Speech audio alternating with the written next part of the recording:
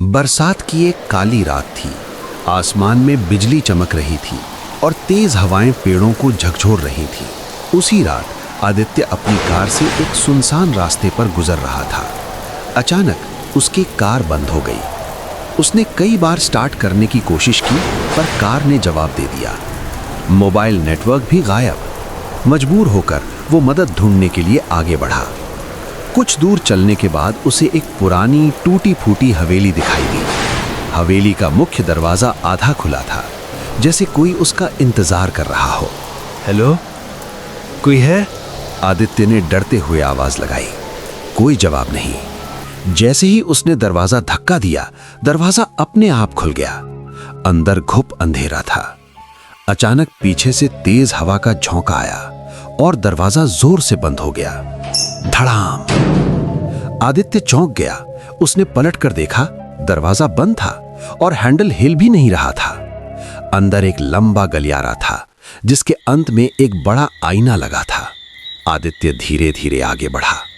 आईने के पास पहुंचकर उसने खुद को देखा, पर अचानक उसका दिल जोर से धड़कने लगा। आईने में उसके पीछे कोई खड़ा था। वो तुरंत पीछे मुड़ा, कोई नहीं। फिर उसने दोबारा आईने में देखा। अब वो साया और भी करीब था, और तभी आईने में उस साये ने अपना सिर तिरछा किया और मुस्कुराया। डर के मारे आदित्य भागने लगा। उसे एक कमरा दिखा जिसमें हल्की रोशनी आ रही थी। वो अंदर घुस गया और दरवाजा बंद कर लिया। कमरे में एक पुरानी मेज थी और उस पर एक डायरी रखी थी। उसने डायरी खोली। पहले पन्ने पर लिखा था, जो भी यहां आया वो कभी वापस नहीं गया। उसके हाथ कांपने लगे। अचानक कमरे की लाइट झिलमिलाने लगी और दरवाजे पर किसी ने खटखटाना शुरू किया। ठक ठक ठक। कौन है? कोई जवाब नहीं। खटखटाहट और तेज हो गई। अब आवाज दरवाजे से नहीं, कमरे के अंदर से आने लगी, जैसे कोई उसके पीछे चल रहा हो। आदित्य धीरे धीरे मुड़ा। कोई नहीं, लेकिन फर्श पर गीले पैरों के निशान बन रहे थे, जो उसकी तरफ बढ़ रहे थे। घबराकर आदित्य ने खिड़की खोलने की कोशिश की, पर वो भी बंद थी। तभी उसे दीवार के पीछे एक छुपा हुआ दरवाजा दिखा। उसने उसे खोला। अंदर एक अंधेरा तहखाना था। नीचे से किसी के रोने की आवाज आ रही थी।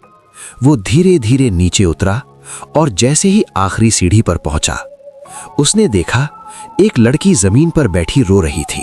तुम यहां कैसे? आदित्य ने पूछा। लड़की ने धीरे धीरे सिर उठाया। उसका चेहरा पूरा काला था और आंखें सफेद। लड़की हंसने लगी। तुम भी फंस गए। ये हवेली लोगों को बुलाती है और फिर कभी जाने नहीं देती। अचानक चारों तरफ से आवाजें आने लगी। हम यहां हैं, हम भी बाहर जाना चाहते थे। अंधेरे में कई साए उभरने लगे। आदित्य पीछे हटने लगा, पर तभी किसी ने उसका हाथ पकड़ लिया। ठंडा, बर्फ जैसा हाथ। अगली सुबह लोगों को सड़क किनारे आदित्य की कार मिली, लेकिन आदित्य कभी नहीं मिला।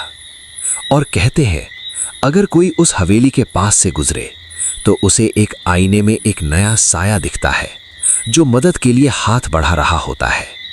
वो साया आदित्य का है। लेकिन कहानी यहीं खत्म नहीं होती। कुछ दिनों बाद उसी हवेली के पास एक कैमरा ऑन हुआ। स्क्रीन पर एक लड़की की आवाज आई। हाय गाइस, मैं रिया हूँ और आज हम उस हवेली का सच जानने वाले हैं। आईने में खड़ा आदित्य जोर जोर से हाथ हिलाने लगा, जैसे वो उसे रोकना चाहता हो। लेकिन रिया सच से सिर्फ एक कदम दूर थी। उसे नहीं पता था कि वो हवेली उसे बुला रही है।